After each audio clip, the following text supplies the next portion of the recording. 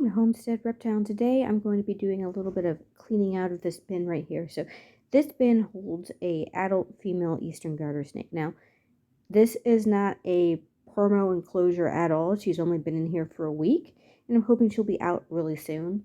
So she currently is very, very, very pregnant.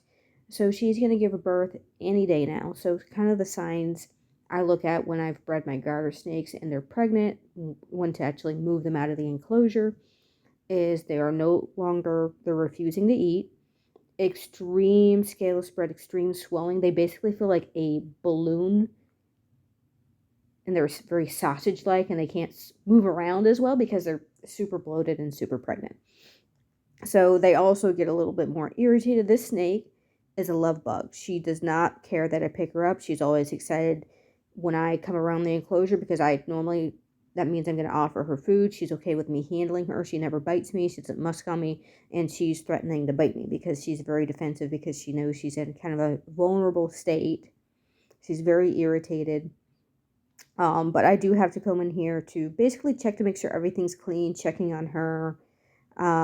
Just do a check. I do a checkup on her once a day because, again, she's going to give birth any day now. So this is, again, a temporary tub. It's a 15 quart, so it's like 17 long, 16 wide, and 6 or 7 high. So this is okay for a tub for a pregnant snake that's not going to be super mobile. And when they're really pregnant, they're not mobile. They're not zooming around anymore. They're basically hunkering down into a nice warm spot waiting to give birth. So again, she's a little sassy. She normally is not. I'm just checking to make sure everything's clean in here. I really like this type of wood shaving bedding because it's really absorbent with the poops. Downside to it, it's really absorbent to the poops, so I have to kind of move stuff around and make sure there's no poops in there. And I really like these bin setups because they're super easy for me to sanitize. It's like clean it all out. I can throw it in the dishwasher on sanitize mode, steam it, clean it. Everything's clean, everything's sanitary. So I'm just going to throw some fresh water in here for her, put her egg carton hide. And again, there's not a ton of enrichment in here for her because she's going to give birth soon. She doesn't need all that enrichment. I want to make sure the birth is super safe, super easy, and try not to disturb her as much as possible. So now these are the babies and mom's perfectly fine. No health complications. She ate immediately after giving birth, and now she's back with her friends in her big enclosure, and she's very happy to be basking back on her spot, hanging out in garter snake cuddle piles, and just back to normal. She's not bitey. She's not irritated with me anymore. Completely change in personality. So she gave birth to 13 babies on 4/10/2025.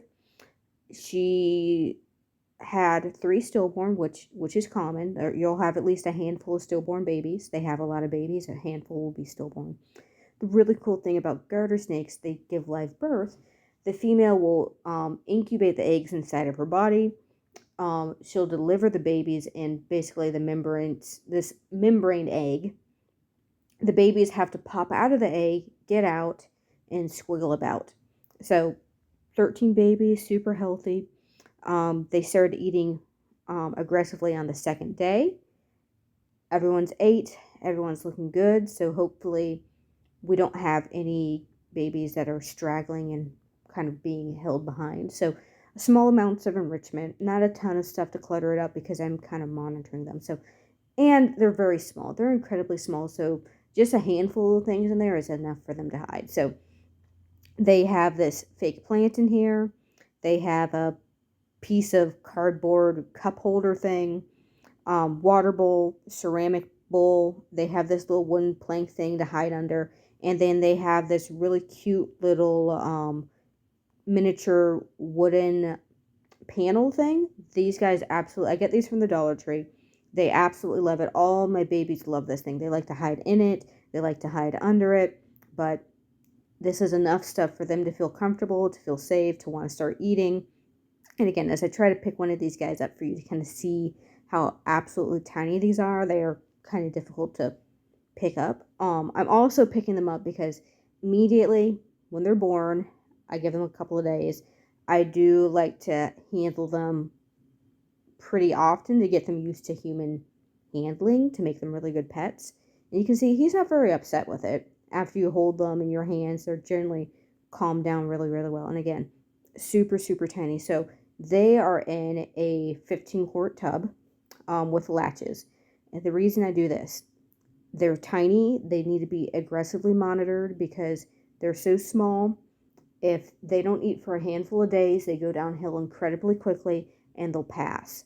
Or they could just have something wrong with them in general because, again, garter snakes give birth to large litters. And it's not uncommon that a baby might look healthy and then they just pass away. They're designed to have lots of babies. And when you have lots of babies, you don't put that much into having a lot of quality, super healthy babies. You're just like, hopefully they don't get eaten by a predator type of a thing.